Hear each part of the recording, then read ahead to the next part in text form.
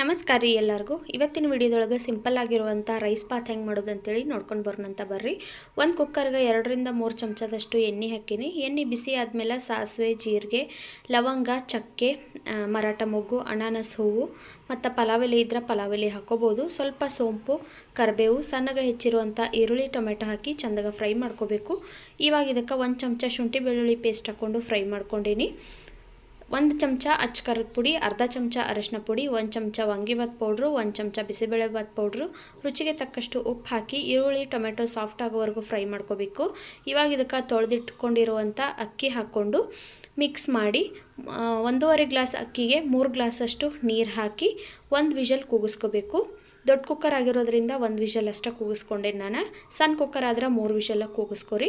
ಇವಾಗ ನೋಡಿರಿ, ಬಿಸಿ ಬಿಸಿಯಾದಂಥ ರುಚಿಯಾದಂಥ ರೈಸ್ ಬಾತು ರೆಡಿ ಆಯಿತು. ವಿಡಿಯೋ ಇಷ್ಟ ಆದರೆ ಪ್ಲೀಸ್ ಒಂದು ಲೈಕ್ ಮಾಡಿರಿ. ಸಿಗೋಣ ಮುಂದಿನ ವಿಡಿಯೋದಲ್ಲಿ.